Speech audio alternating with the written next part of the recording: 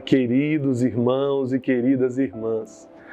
Hoje, o tema que nós vamos partilhar e aprofundar é sobre a parábola do semeador e o amor de Deus. Vocês conhecem muito bem essa parábola, não é verdade? Quando Jesus, ele explica de que forma nós precisamos acolher a sua palavra, de que forma nós podemos fazer com que as sementes que ele planta todos os dias germinem e gerem bons frutos.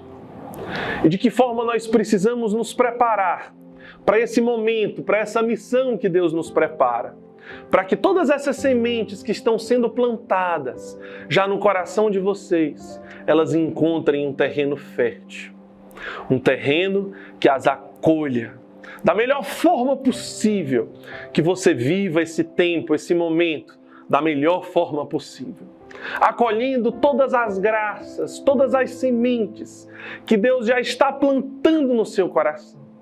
Como que está o seu coração diante de tudo isso? Como que você está recebendo esse chamado? Como que você está recebendo esse dom, esta graça de Deus? É sobre isso que nós vamos partilhar no dia de hoje, entrando já e aprofundando no amor de Deus. Um amor infinito, incondicional e gratuito que Ele tem por você. Por isso Ele te escolheu, por isso Ele te constituiu, por isso Ele te designou, por isso Ele te chamou, por isso Ele te consagrou e te ungiu. Então, Jesus ele dá 3 exemplos de uma semente que não germina bons frutos. São os 3 casos que nós precisamos ficar extremamente atentos nesse momento, para que não aconteça com você nenhum desses 3 casos, que não é o terreno fértil, onde a semente ela é acolhida, ela é germinada, ela cresce e ela gera frutos. Para que isso aconteça, nós precisamos ficar atentos a 3 grandes dificuldades que podem acontecer. E são dessas dificuldades que nós precisamos fugir. A primeira delas é a semente que cai sobre a terra, não aprofunda, ela fica na superficialidade. E antes dela germinar, o passarinho vem e se alimenta da semente. A teologia diz que esse passarinho é o inimigo de Deus, que vem roubar a graça de Deus, antes mesmo que ela germine, antes dela pensar em produzir frutos. Então vocês imaginam, Deus está derramando graças sobre você. Deus está derramando, está plantando sementes. Mas se você deixa que essa semente, ela fique na superficialidade e não na profundidade, o que acontece? Essa semente é roubada. O inimigo de Deus, ele rouba a semente. Ele rouba o dom que Deus te deu, ele rouba a graça que Deus te deu. E talvez você vai parar de novo num lamaçal, e talvez você vai parar de novo num lixo, numa boca, num esgoto, na rua, numa praça, na indignidade, no pecado, na morte. Porque as sementes que estão sendo plantadas não foram profundamente enraizadas. Elas não encontraram um espaço para aprofundar no seu coração. Elas caíram, as graças caíram, as sementes caíram e ficaram na superficialidade. Portanto, o primeiro passo diante desta dificuldade, desta tentação, se chama vida de oração. Vida de oração. E aqui a gente não fala apenas da oração comunitária, o terço da misericórdia, o terço mariano, do momento do diário espiritual, do momento da palavra encarnada, do momento que nós rezamos juntos com os irmãos. Esses momentos que estão na programação, que são como obrigatórios, que estão ali na rotina do dia a dia, não significam oração pessoal. A oração pessoal ela é estritamente necessária. É um momento só você e Deus. É aí que está a profundidade de uma amizade. É aí que está a profundidade de um relacionamento, de uma intimidade. É você e Cristo. Ninguém mais nesta hora. Apenas você e Cristo ruminando. Como que nós somos chamados a fazer o nosso diário espiritual? Você escuta de manhã cedo o diário espiritual da Missão Belém, aí na casa que você está. Você escuta a palavra encarnada. Ótimo! Mas você precisa ter um momento a sós com Cristo. Onde não é uma pessoa que está fazendo uma homilia, onde não é uma pessoa que está fazendo a reflexão, mas é você quem está falando com Deus. A profundidade, ela vem daí. A intimidade, ela vem daí. É você quem precisa falar. O que aquela passagem bíblica quer dizer para você. Para você. O que aquela pessoa está falando, ótimo, é uma formação. Mas o que é que Deus está falando com você? A Lécio Divina, que é uma forma de leitura do Evangelho, ela tem 4 etapas. A primeira é a leitura. Você lê o que o Evangelho diz. O que o Evangelho está dizendo? Você lê uma vez, você lê 2 vezes, você lê 3 vezes e você entende o que o Evangelho está falando. Essa semente, ela está aprofundando no seu coração, ela não está ficando na superficialidade. É isso que Jesus quer falar. Como que você acolhe a palavra de Deus para que ela encontre um terreno fértil e gere os frutos necessários que a palavra precisa gerar no seu coração. Depois da leitura vem a reflexão. O que é que Deus está falando de uma forma pessoal para mim através deste Evangelho? Você tem um nome, você tem uma história, você tem uma vida, você tem uma caminhada, você tem um chamado, você tem os seus pecados, você tem as suas fraquezas, você tem uma missão pessoal dentro da nossa comunidade. Deus deseja falar pessoalmente com você. Então, a reflexão é, eu começo a ler agora o Evangelho, já em oração, entendendo o que Deus está falando comigo, o que Deus está me exortando, quais são as palavras de vida eterna que vêm ao meu coração, quais são as palavras de ordem que Deus está me dando no dia de hoje. E aí depois a terceira parte é a oração. Você responde ao que Deus falou ao seu coração. Sim, Senhor, eu acolho as suas palavras no fundo do meu coração, com toda a profundidade, uma palavra que penetra na minha alma, uma palavra que penetra no meu coração, uma palavra que é viva, uma palavra que se encarna em mim. E eu digo, sim, Senhor. E aí começa um diálogo, e aí começa uma intimidade, e aí começa uma amizade.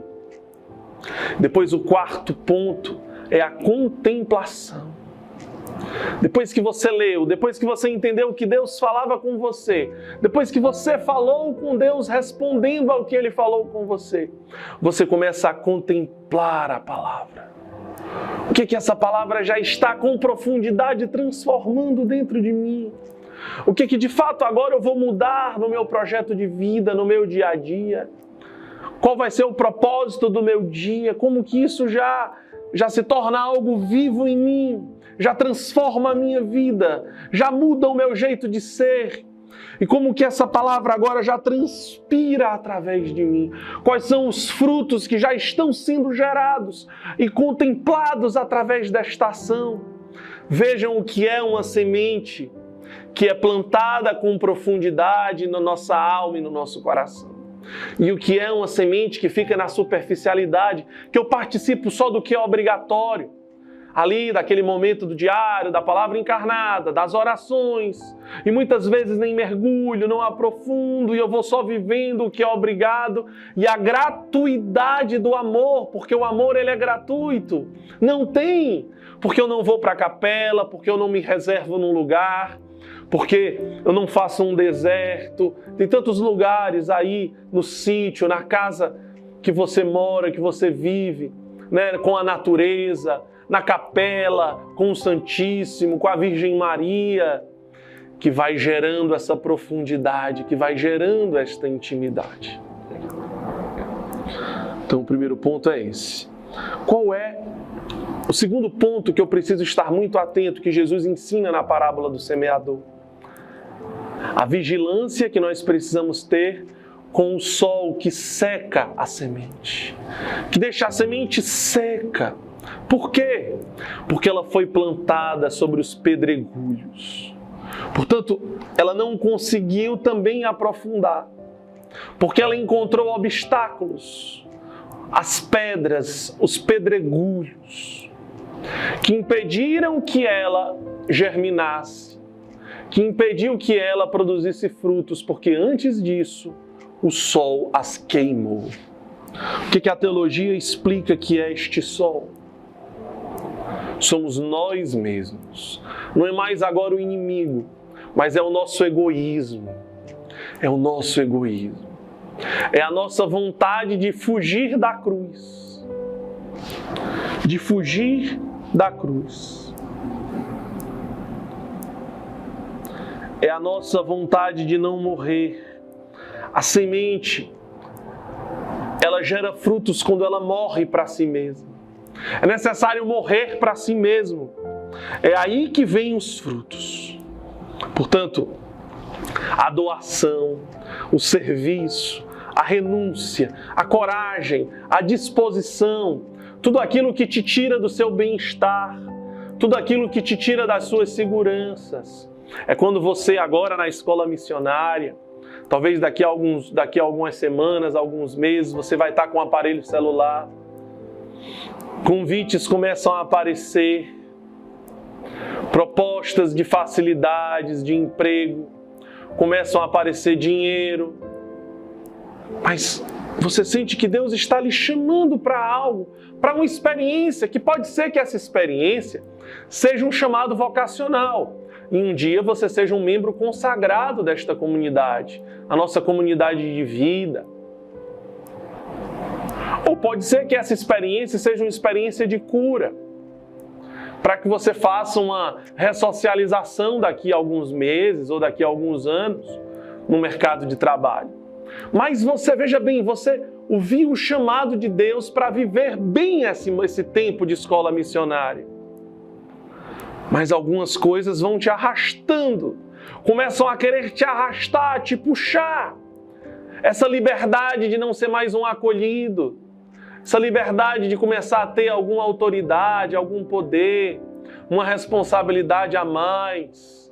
Começa a mexer no seu ego, na sua vaidade, no seu egoísmo, naquela busca desenfreada pelo prazer. Portanto, é a sua própria carne, a concupiscência da carne, que impede você de aprofundar e faz com que você vá secando. Porque a vida, ela é gerada quando nós ofertamos a vida. Nós sentimos a vida ressurgir em nós quando nós ofertamos a vida. Quando nós somos luz. Quando nós saímos de nós mesmos para ir ao encontro do outro. É nesse momento que a luz sai de dentro de nós e nós podemos testemunhar a luz, provar a luz, porque ela está saindo de dentro de nós e irradiando para a humanidade. Mas quando o nosso egoísmo impede que esta experiência aconteça, por que eu vou servir os irmãos? Se agora eu já tenho maturidade, se agora eu já posso ter dinheiro, se agora eu já posso ter emprego, se agora eu já posso ter casa, por que eu vou servir gratuitamente? Por que eu vou ofertar a minha vida para os pobres, para os irmãos que estão jogados nas ruas, nas calçadas, nas esquinas, nas praças, nas bocas? Se agora eu posso ganhar para mim. O egoísmo que seca aquela semente que podia estar fecundando. E essa tentação, ela vem aos poucos. Ela te impede de ir além. Por que eu vou renunciar a algo que me traz um benefício para o outro? Por que eu vou ceder um lugar para o outro na fila? Por que eu vou servir para alguém que nem me reconhece, que me critica? Eu começo a ver a ingratidão dos acolhidos. Eu começo a ver que aquele que eu estou ofertando a minha vida, ao invés de me agradecer, me critica, me condena, me julga, me apedreja. Agora está a grande chance de você entender e viver o Evangelho. O amor gratuito, o amor incondicional que Cristo tem por você e que muitos tiveram e continuam tendo por você. Aqui está a grande experiência. Aqui está o grande momento. Então essa tentação, essa concupiscência da carne vem porque ela sempre está numa busca de fugir da dor, de fugir do sofrimento e de ir em busca do prazer, ir em busca da tranquilidade, ir em busca do bem-estar. Por isso, muitas vezes, na tendência da carne, nós fugimos da cruz, nós fugimos da dor, nós fugimos do sofrimento, fugimos do serviço, fugimos da renúncia, fugimos do despojamento, fugimos da entrega. Porque na nossa carne nós pensamos que não vale a pena. Não vale a pena ser perseguido, não vale a pena a ingratidão, não vale a pena o serviço gratuito, não vale a pena a oferta sincera, porque eu posso estar mais tranquilo, porque eu posso ter o meu lugar, a minha liberdade, a minha tranquilidade, o meu dinheiro. Claro que se o seu chamado for uma realidade de aliança, claro que se o seu desejo for a ressocialização, nós vamos te apoiar para você fazer uma ressocialização, para você buscar um mercado de trabalho. Mas se você optou na sua liberdade por essa escola missionária, nós precisamos fazer você entender. Se Deus está te chamando a viver essa escola missionária, Ele está te chamando a esta entrega, a esse despojamento, a esta renúncia, que não significa apenas dizer sim à escola missionária, mas que são chamados diários de renúncia. Renunciar o seu ego quando o irmão te critica, ao invés de você se trocar de igual para igual com aquele acolhido. Você não olha mais de igual para igual. Você olha como um pai para um filho. Você não bate mais boca, mas um pai que corrige. Corrige porque ama, mas não porque o seu ego está ferido. Corrige por amor àquele irmão, que por mais que seja ingrato, ele precisa ser amado gratuitamente. E o maior beneficiado dessa experiência será eu mesmo, porque vou estar vivendo o que eu fui criado para ser. Eu que fui criado pelo amor, com amor, no amor e para o amor. Portanto, a maior, mais profunda essência em minha natureza é amar gratuitamente, é amar incondicionalmente. Portanto, a segunda grande dificuldade deste tempo será o seu egoísmo, a sua vaidade, o fechamento em si mesmo, que te impede de se abrir para os irmãos, que se impede de ser livre, que te impede de viver tudo que Deus tem para te dar neste tempo. E aí a semente ela pode ir secando e murchando, e ficando sem graça, e ficando sem esperança, e ficando triste. Por causa do fechamento em si mesmo, ela vai secando ao sol. Ao invés de iluminar os outros, ela retém a luz para ela mesma.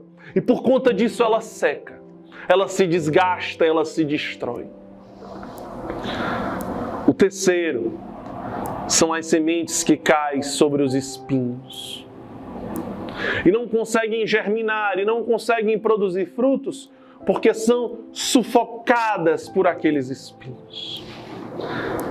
Que espinhos são esses? A teologia diz que esses espinhos são as coisas do mundo.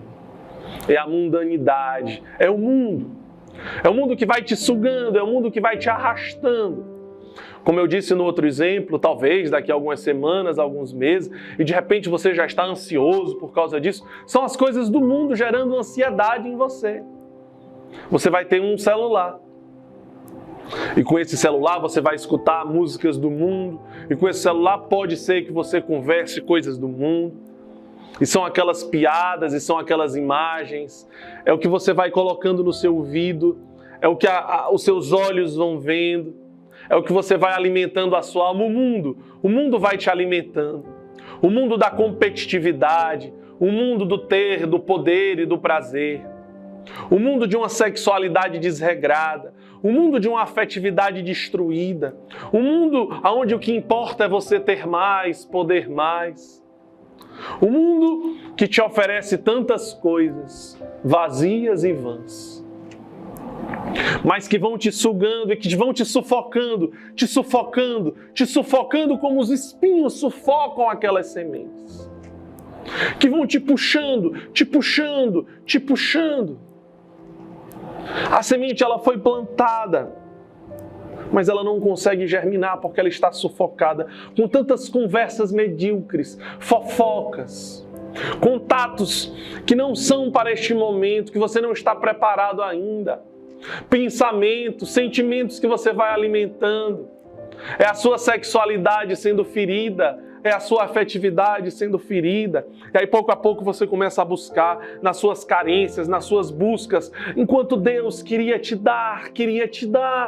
Enquanto Deus queria te ofertar, você infelizmente foi sendo sufocado por coisas tão pequenas, tão medíocres, coisas que passam comparadas ao reino dos céus que Deus deseja te dar.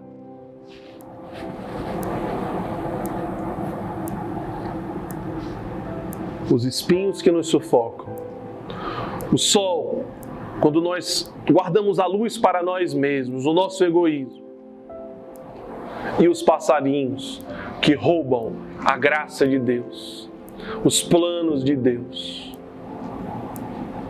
porque nós não adentramos com profundidade na sua palavra, na sua voz, através de uma espiritualidade sincera e enraizada no amor. Trazendo toda essa espiritualidade da parábola do semeador e nos preparando para essa escola missionária, nós vamos adentrando já agora nesse instante no amor de Deus. O amor de Deus que te fornece todas essas sementes, que te explica o caminho, que quer cuidar de você desde a sua concepção, desde o momento que Deus te criou, te concebeu. Talvez você pensa que foi um acidente, talvez você não conheceu o seu pai, talvez você não conheceu a sua mãe, talvez você pensa que não foi desejado. Meu irmão, minha irmã, Deus deseja te dizer hoje o quanto Ele te desejou, o quanto Ele te esperou, o quanto Ele sonhou com você. Não importa as circunstâncias, não importam os acontecimentos. Deus, Ele vai muito mais além do que qualquer razão, porque Deus é Deus. Você é uma criação de Deus. Você foi desejado ardentemente por Deus. Deus esperava você. Deus desejava te criar. Nada se compara ao desejo que Deus sempre teve pela sua criação, pelo seu nascimento. O Espírito Santo te convida agora a fazer memória, a entrando no seu inconsciente nesta hora. 90% da sua memória está no inconsciente. Coisas que você não lembra, mas que estão registrados. Está adormecido na sua memória, mas está registrado lá. O Espírito Santo te convida agora a visitar este inconsciente. Há lá dentro de você uma chama a acender, fazer você entender o quanto você foi amado naquele dia, no momento da sua concepção. Quanto Deus te queria. E você pode sentir esse amor agora, como se você estivesse ali sendo gerado, concebido. Você pode se recordar no útero da sua mãe. Não importa os sentimentos que a sua mãe teve. Não importa se você não foi planejado ou programado por ela. Mas por Deus, sim, você foi muito planejado. A sua vida é um dom de Deus. Acolha isso. Depois, na sua história, as pessoas são livres. No livre-arbítrio, Talvez o teu pai, talvez a tua mãe, talvez os teus avós, os teus tios. Talvez você passou por momentos difíceis, por momentos de dores. Talvez você se sentiu sozinho ainda criança. Aquilo doeu no seu coração. Você não sabia explicar. E isso ia refletindo de muitas formas dentro de você. Talvez você chorava. Talvez você se revoltava. Talvez você sentia um vazio dentro de você. Mas Deus estava com você. Deus nunca te desamparou. Deus nunca esqueceu você. No livre-arbítrio, as pessoas vão tomando decisões. Na liberdade que elas têm. Infelizmente, muitas vezes, decisões erradas, que podem ter te alcançado, que podem ter gerado consequências difíceis na sua vida e na sua história. E talvez por isso você também acabou tomando decisões erradas. E as culpas que você carrega e os traumas que você carrega, eles têm uma explicação. E você pode começar a tirar esses fardos das costas.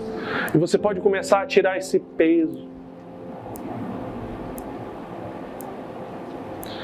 E você pode começar a se perdoar nesse instante. Porque Deus perdoa você.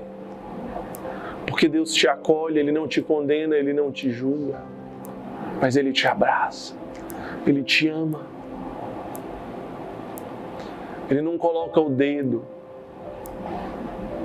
mas Ele abre os braços. Como o pai que espera o filho pródigo. O filho pródigo que depois de gastar toda a herança, ele vem treinando como falar com Deus. Senhor, eu não sou digno. Eu pequei contra o céu e contra Ti. Eu já não sou digno de ser chamado de filho. Trata-me como um dos Teus empregados. Ele veio repetindo tudo isso. O que é que eu vou dizer? O que é que eu vou dizer? O que é que eu vou dizer? O que é que eu vou dizer? Eu não sou digno, eu não sou digno, eu não sou digno. E o Pai está lá, de braços abertos para te acolher. Ele não pergunta por onde você andou, Ele não pergunta o que você fez. Ele não pergunta os seus pecados. Ele não pergunta quem você feriu, quem você abandonou. Mas Ele te acolhe, Ele te perdoa, Ele te ama, Ele te abraça.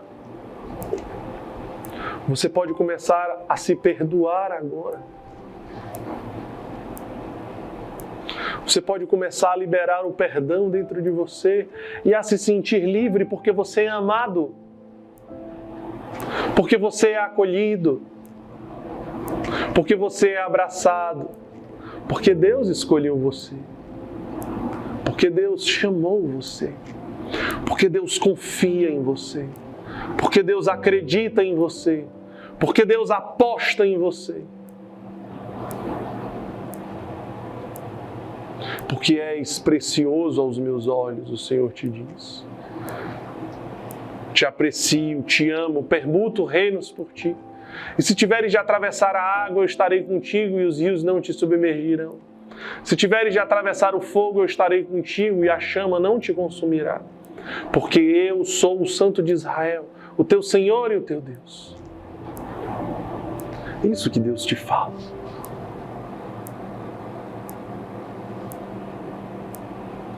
Nos momentos que você se sentiu traído, nos momentos que você se sentiu abandonado, nos momentos que você se sentiu desprezado, que as portas batiam na sua cara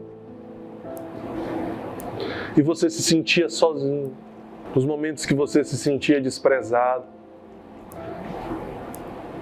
nos momentos que disseram que você era isso, era aquilo, e que muitas vezes você foi absorvendo. Você não é nada disso, meu irmão, minha irmã. Você é um tesouro muito precioso para Deus. Muitas pessoas questionam e dizem: se Deus é amor, por que Ele permite tanta dor? Por que Ele permite miséria? Por que Ele permite injustiça? Aonde está Deus diante de todo esse sofrimento? Talvez um dia você também fez esse questionamento. E hoje Deus, Ele quer te dizer aonde Ele estava naquele dia.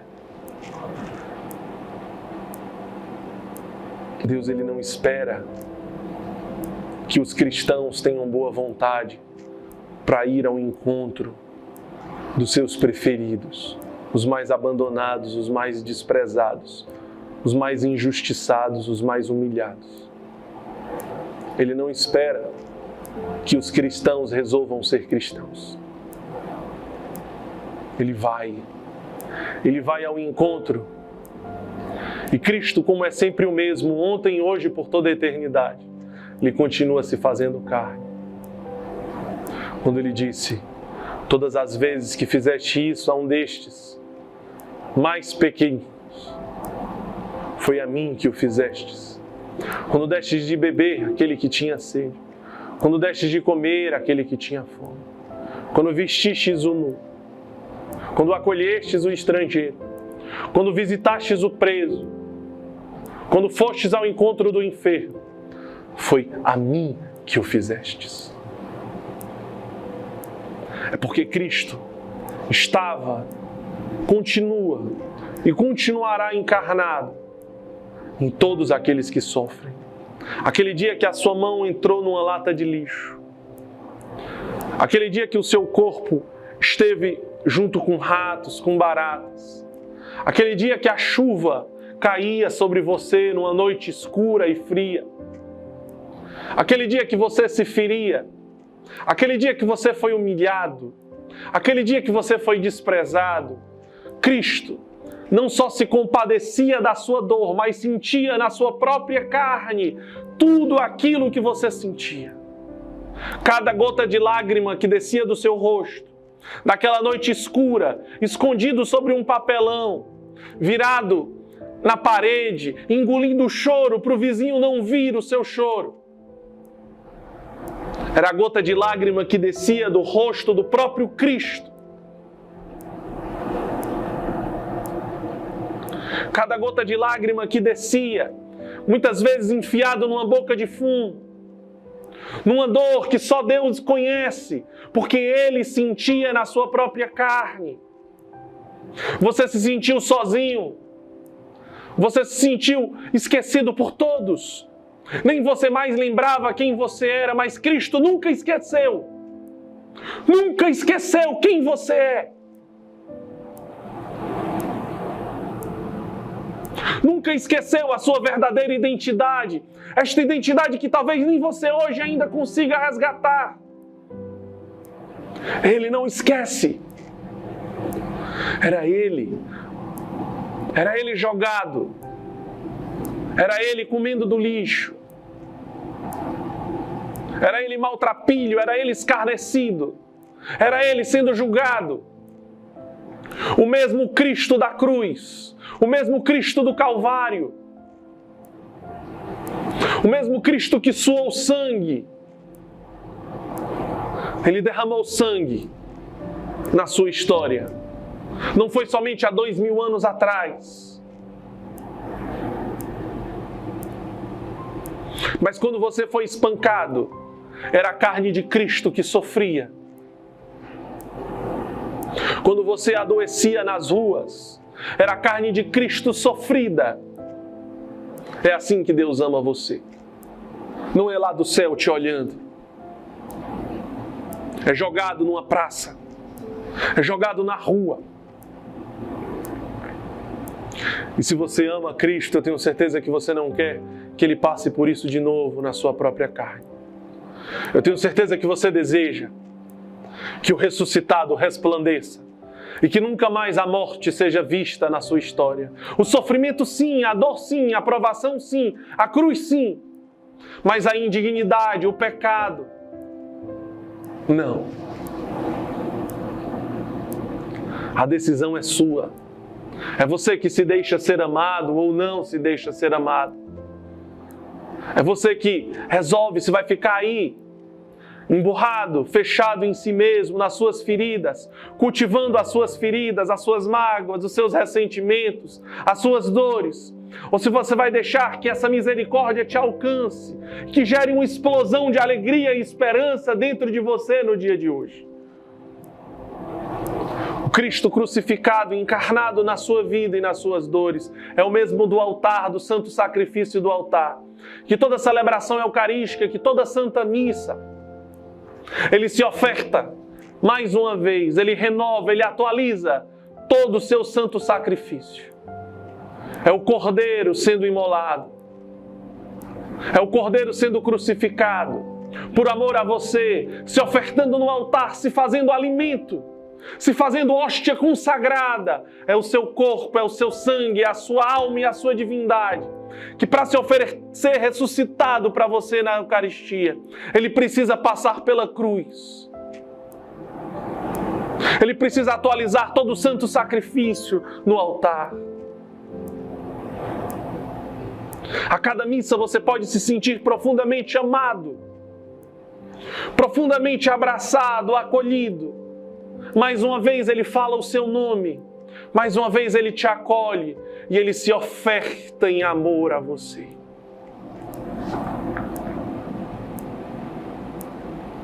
Que no dia de hoje você faça essa reflexão e tome posse desse amor imensurável, pessoal a você, não é em massa. Ele ama a todos, mas não em massa. Você. É você que ele quer. Pense 1, 2, 3, 1000, 1 milhão de vezes antes de negar esse amor. Antes de duvidar desse amor. Antes de virar as costas para esse amor.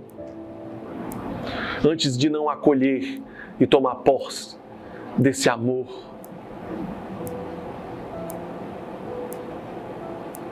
Que Deus nos abençoe, em nome do Pai, do Filho e do Espírito Santo. Amém.